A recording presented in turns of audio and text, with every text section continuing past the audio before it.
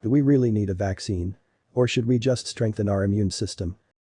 Scientists and researchers around the world are on a race on creating a vaccine against this new and devious virus. But the questions are, will we have enough time to develop this vaccine before this virus overwhelms the world's healthcare providers?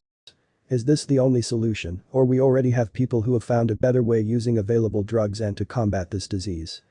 At this time we don't still have the appropriate answers, and to flatten the curve is our best course. But this pool of doctors along with their methods may have the perfect solution for now. Coronavirus and its host. A host, like humans, is a way for a virus to multiply. In simple layman's term, it hijacks the cells and reproduce when it enters through the lungs. Coronavirus overwhelmed immune cells and in the process inflamed your lungs as your immune systems attack the multiplying viruses. The inflammation can cause your alveoli, small sacs inside the lungs, to be filled with fluids. This is an overreaction which fills up your lungs and prevents oxygen from circulating into the bloodstream to your organs. Inflammation is part of the immune system's response to injury and infection, just like when you hit your finger on a door or when you burn your skin. That's why patients suffer from chest pain and difficulty and breathing that later will lead to pneumonia and worse to respiratory failure. Helping the host. To combat a viral infection, first the host should have its immune system in a level to fight. But when the inflammation occurs it needs drugs to control it. So how the host gets this help? The method used by this group of doctors is to help the latter fight back the infection in its early and later stages. According to them, they have developed a concoction or a method of dosing patients to fight it and help them enhance their immune system and control the immune system from overreacting using already available drugs in the market. Holistic approach. Dr. David Brownstein MD and Dr. Richard Eng MD for the Center for Holistic Medicine is based in the US.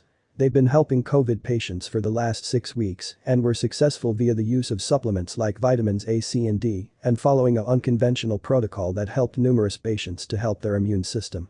In some instances, Christopher, who suffers high fever and difficulty of breathing, were treated at home during quarantine by a simple nebulizer containing hydrogen peroxide and iodine.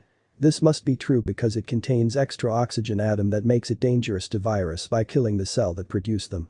Incredibly, he survived just following Dr. Eng advice through phone call and advise him that the fever is there for a reason because it kickstart your immune system, the hotter the better, disregarding the need for Tylenol and ibuprofen. High dose of vitamin C, IV with vitamin C, are part of proper dosing. Dosages from 30 to 60 minutes orally doing bowel tolerance until you get diarrhea. Given anywhere between 1,000 to 5,000 mg, according to Dr. Eng during an interview. Proper dosing is the key to achieve success and to follow up dosing when you start getting lousy. Ask if it will cause a problem with their kidney because of overdose, he replied, not in our practice, we used large amount of vitamin C and use IV for our cancer patients. Since vaccine will take a year or more to develop, like Ebola it almost took 5 years, their procedure might be the answer to combat this virus. Instead of focusing on the silver bullet that kills the virus, conventional medicine should be focusing on the host. If the host has a strong immune system, he or she should be able to recover from COVID-19 and receive lifelong immunity, Dr. Brownstein said. This holistic method done by these doctors, particularly Dr. Brownstein and Dr. Eng for the Center of Holistic Health, is a product of 24 years of practice. Interviews of recovered patients can be seen in YouTube. Antiviral injection. Similar to the holistic approach done by Dr. Brownstein and Dr. Eng to their patient, these drugs help fight the inflammation and help the immune system, according to an interview with Dr. Willie Fabunan MD, the younger brother of Dr. Ruben Fabunan. Dr. Ruben Fabunan is a Filipino living in the United States who invented the Fabunan antiviral injection and has patented thereafter 13 years. With the help of his brothers who are medical professionals, they created what they call an antidote for viruses. Among the viruses that fight and cure includes influenza virus, dengue virus, a flavivirus, and HIV/AIDS, a form of retrovirus. Fabunan antiviral injection is basically combined formulation of anesthetic, procaine and dexamethasone. Procaine and dexamethasone are kinds of steroid that controls the overreaction of the immune system, resulting to inflammation. Just like any anti-inflammatory drugs in the market, steroids are being used for treatment in asthma patients to reduce inflammation, thereby giving relief to patients suffering having difficulty breathing. When these drugs are administered in specific ratios and mixture, it will help the patient by controlling inflammation, relieving pain and helping the immune system.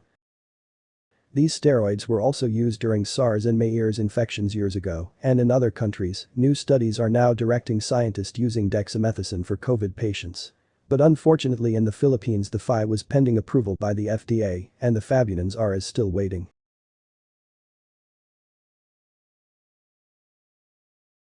Will these two methods change the course of the coronavirus around the world?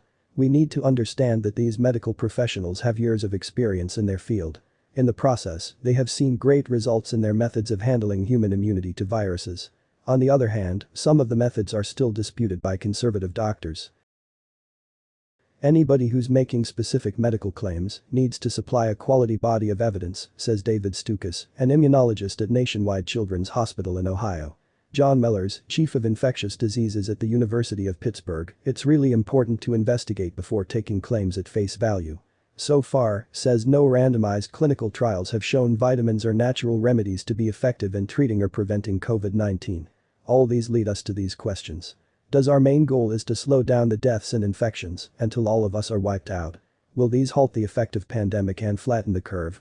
Since these drugs are already available and being used for medical world, why not use them? Remember that herd immunity and vaccines will need a longer time to be achieved. Lessening the inflammation and ramping up the immune system are the immediate goals for now to stop this pandemic.